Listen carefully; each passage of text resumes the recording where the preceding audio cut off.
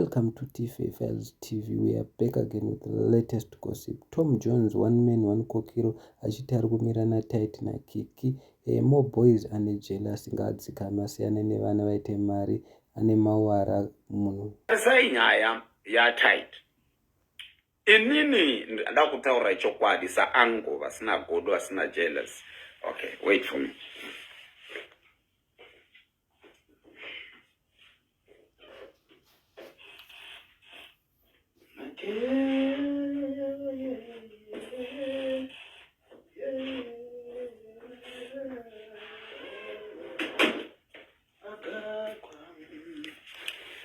Ndakutaura is something like an uncle vasina jealous kana godo. The problem irikuitika pana tight, it's only one thing. Hakuna munhu asingatadza, hakuna munhu asina mabororo, hakuna munhu anonzi pa Facebook uyu akavimbika. Isusu tunototuka zvakanyanyisa, hatitocheneswi. Hakuna either waita chakanaka sei pa Facebook yeZimbabwe kana insingle yeZimbabwe, as long uchingori pa social media, you are not safe. Ndibatse mashoko. As long either is Facebook wekuZimbabwe, either ndeye kuNigeria, either ndeye kuUK, either ndeye kupi, as long uri pa social media, you are not safe. Tight ari kungorwiswa nevanhu, hapana kana mhepo, hapana munhu waakadena, hapana kana munhu waakadena tight. Tight ari kungorwiswa with people vane jealous and godo. Mukateerera nyaya dzaTight, I think you can go back then. Vanhu vanotomuvenga, I wonder why muchimuvenga, because haana kutombozviravhura live achituka vanhu. Vamuna munofana kutovenga tisu vana Tom Jones, because the tisu tototuka. Vana Tight, they don't tuka munhu, havana wakatuka. Zvokuti vaita live yavo kana kuti vaita mavideos avo vachivhaira, it doesn't matter, ndo content yavo. You must, iwo kana usingafariri zvavanoita, leave them. Varegedze zvokuti vanoshaina, vanokwindimara. Kana usingazvifariri, pack your bags and go. That is why Zuckerberg akaisa follow button, follow button, unfollow button ripo. Usingafariri munhu, just remove your follow, move on with your life. So why are you just fighting somebody with some of the people? Yes, vakaita problem, ndizvozvo vakaita problem, but the only fact iripo ndekuti vanhu vanorwadziwa nevana vayo. 800,000 yavasvika manje vanenge vasvika mumillion. Vanhu vanorwadziwa with them because vana vadiki, those are young generation. But unoona mumwe munhu achirwa godo. If you go back then, munogona kuona kuti even vana more pavanga vawirirana nana Tight kana kuti vakafonera vana Tight, I think ni more boys ainzi akafonera vana Tight aida kuti vaite ma-brand ambassador. Vana Tight varamba.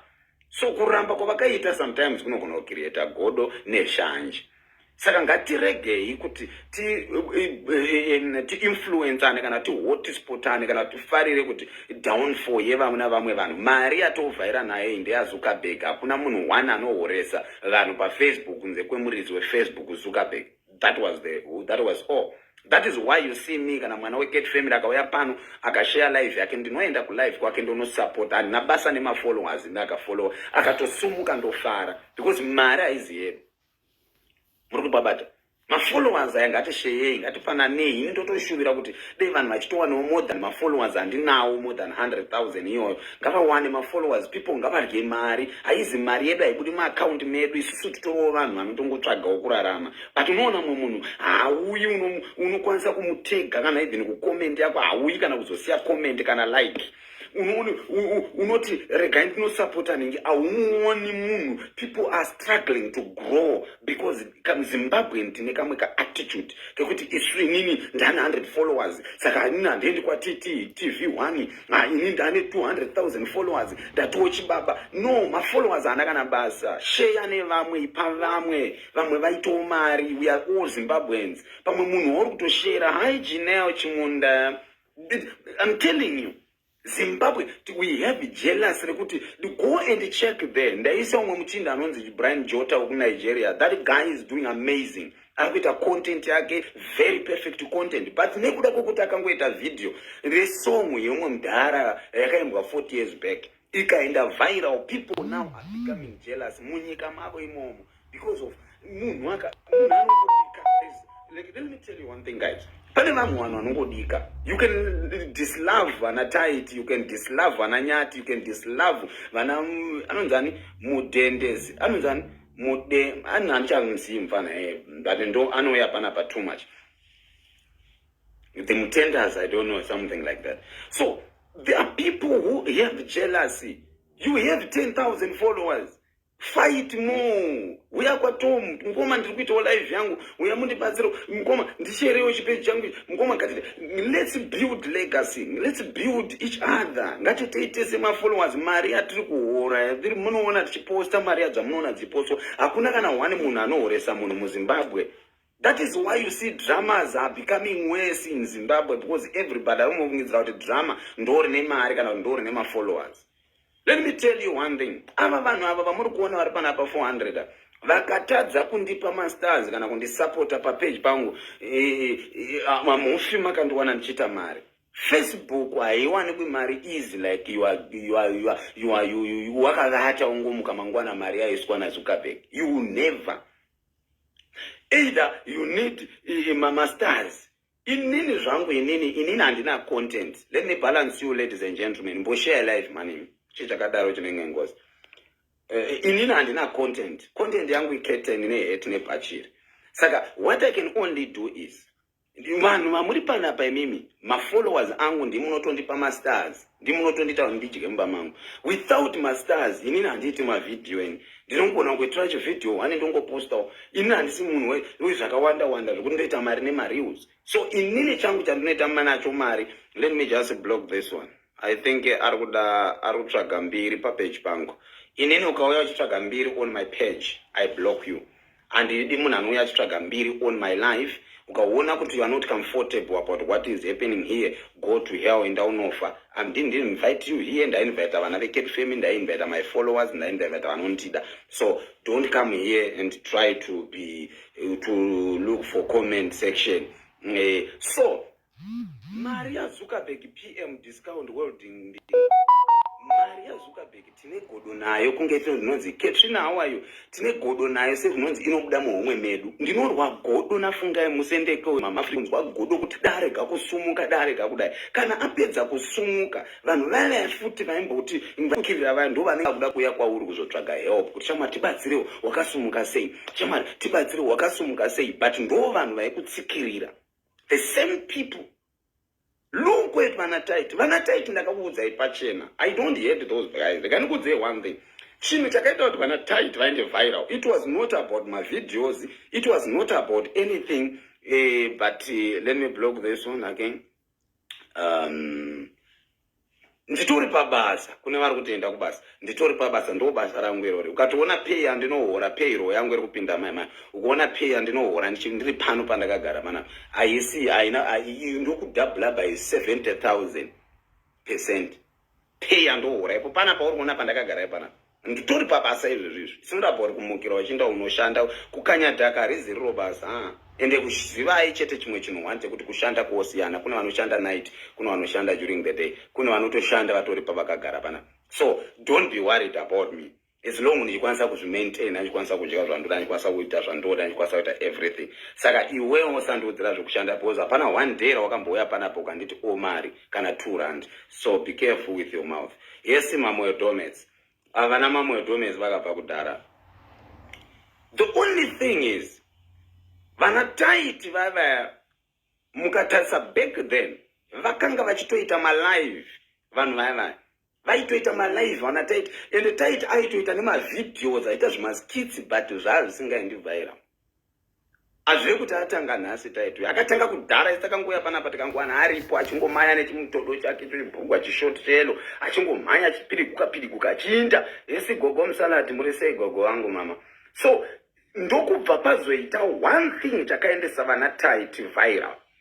That was video rakiki rekubuda achiburitsa chiweti aine murume weex husband yake. Ndo video rakaendesa Vana Tight viral. Uzi vanhu vese vaida kunoona chiweti chacho kuti chakamira sei. Ndo mbiri yakakirietewa paya. Ndo saka mavaona vapa level ravave nhasi.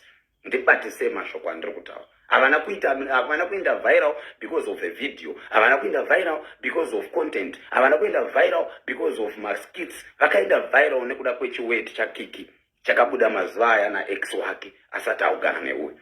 Saka imimi munonwa godo iroro revana ivavo because of vana vakangozvienderawo viral. Imi ndimaida kuona chiweti, makachiona, but chitarisa kuti chiweti chakumeka cash, chiweti chakuvakwirisa ndege, chiweti chakuvaendesa kuZanzibar, chiweti chakuvakwidza ndege every day, nenyaya yekuti makamhanya mukanochiona muchitocreata engagement. Dai musingavadi mungade musina kupaya follow. Chinozvinaratidza kuti isusu vanhu vekuZimbabwe tine godo inyaya yekuti vana vaya vane 800,000 followers, but still we are still hating them. 800 followers idzodzo, 800,000 idzodzo unoda iwewe kuti dzive dzako, but it won't work like that. Inde unovhura bhurugwa, fugura bhurugwa, unobonyora palive, vanokufollowa vanhu kuti manyai munoona, manyai muno, because people loves zvinhu zvakavanzika kuti zvibude pachena. Nasaka isusu we are making jealousy. That is why muchiona samonzi zvichisendewa havana kana chavakambotadza papa Genova navaya they do live normal lives zvinongoita vamwe, vanongoita malive zvinongoita vamwe, ko vamwe vanongosenda machats ane mafoni number. So what's so special about Tight naKiki vazoita live hameno zvandanichinzwa if it was true kuti vari kusungirwa mafoni number vakabuditsa zvine basa rezve phone number yako yakakosheko inodiku kana usingadi munhu akakufonera unongoblock. If you don't want, that was block button iripo. Zvine basa rei zvekuti they show number yako wakutonzwa godoro kuti denda ndakutonzwa reporter. It doesn't make sense. Let's not hate those children. Vana vadiki, let's support them. Ngavawane yangu wakaita million Bruno finishers, let them lead. Ngavangoita million, indongoenda chinosia like, indongoenda chinosia comment. I don't care kuti vaita millions mangani, but what I only want ndezvekuti ngavaita mari. Ndo mbudiro vakanzi vanoita. Look at these nyati people. Vari kungoita mari neside ravo. That was why maiona vaichema kunai. Vananyati vakadirwa nevanhu because of vana Tight. Let's just face the reality. Indakuda kuradza reality manje. Ndakuda kuti kufambira reality manje. Munyatsoona kuti why these dramas are happening. Vananyati vakadirwa nevanhu because of vana Tight. Dai vana Tight vavasina mbiri yese nana mnyati vangade vasinayo. Why ndichitaura mashoko aya? It's because of vanhu vanga vasingadi this small couple yana Tight because yainzi inotaurisa inodi ikazodi. So vanhu vakazongodirawo vananyati kungovadirawo ngoti hatina zvekuzviita. Let's try to support this family.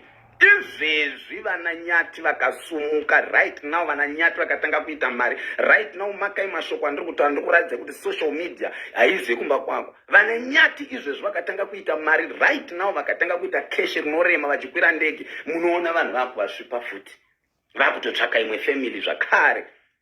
So izvozvo kubudirira kweumwe munhu kana kuti kubudirira kwaNyati kana kuti kubudirira kwaTight, remember kuti kubudirirawo kweumwe munhu. Otherwise vananyati vangade vasiri pavari vana Tight vaya vasina kuenda viral. But vanhu vanozotarisa one or true, but chinonyanya kucontainer it's because of the follow.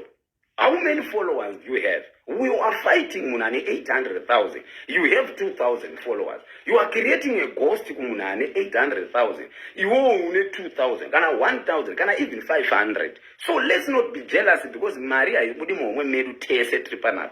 All of us tongoenda kunohora. Hapana munhu unozwira jealous kana godo kuti darika kuita follow darika kudai. Dambudziko ratinaro maZimbabwe ni one. Ndikakusapota iwewe Gineo nhasi Chimunda, ndokusapota palive pangu ndichiya kumalive kwako ndichikwira ndichiya kupi tichitaura kuWhatsApp tichifonerana tichidi. Unoda kuzotora futi kana zvatataura zviya wakuda kuzviita V11 rekuda kukudza futi page rako iwewe. That is the problem with Zimbabweans. Zvatataura izvo zviya tichiwirirana tiri kuseri uko tichifara tiri kuseri uko. That effect iyoyo yengoti tiri kuwirirana. Unoda kutotora zvinhu izvozvo unotokwira wakazvichengeta kuti munhu unoda kutoti nditozomuvhurira live kana kuti ndipe vana nhingi vamuitire live. Wakutozvitora seV11. That is the problem because Zimbabweans we don't have content. We have noise. In Zimbabwe, if you make noise, you make money. If you don't make noise, you don't make money. Trust what I'm saying here. In Zimbabwe, if you make noise, you make money. You don't have day off and off. Hauna off day. You don't have off day that you can just say, let me just sit down and keep quiet and support vamwe. Ukaona yangu even post ya mana Anji kana ukaona post ya Mama Africa, you don't even leave a like or a comment. Comment bring her engagement, because inini ndikano like a comment ya Janelle ndine 100 and something thousand yangu iwe inozvoona kuti Tom Jones a commenta kwa TTTV. They can come and engage there. Mara is yedu, let's not be jealous Zimbabweans. Problem ema Zimbabweans kana mwezi wakupera munoenda kumwezi.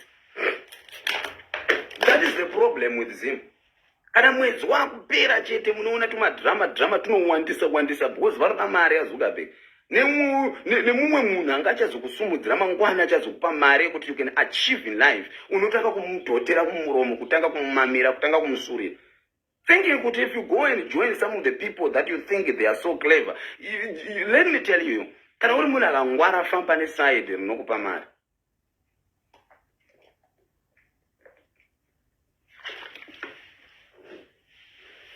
Usaudzirwa zvekuita with people. This thing of social media Zimbabwe, we are there for dramas. Mwedzi wakupera unoona munhu wese achifukunyura nezvimwe zvinyaya zvisina basa rose dhorika munjere. Zvimwe zvinyaya zvichifukunyurwa. Chatorwa icho chaiswa apo pasa, chasasikwa apo maiwe dhori nazo dai. Taitwa zodai. Munyato wazodai. Zvinenge zvichifukunyurwa netumwe tuma ex tunenge twakutsvaga mbiri newe. That is why I told you kuti inini kuona ndasangana newe kana wauya kumba kwangu, either uri girlfriend yangu wauya kusleep over, uchipinda padoor apa, phone ngaite off. Muchaiona mangwana kana wakudzokera, because handidi kutorwa matako angu black. Handidi nematako angu kuti azoita V11 resocial media, because vanhu vakangonzwa tunyaya nenyaya yekuda mastars vanomhanya kunovhura live watomhanya uyu watouya neV11. Isusu tinomira either 1 month hatina nyaya, we can just open live todiscussa nevanhu vedu, tofara netimu redu, tonakirwa nevanhu vedu, todhonyora kana tichidhonyora, asi ukatibatawo pakaipa tinokudhonyora, hatikurei.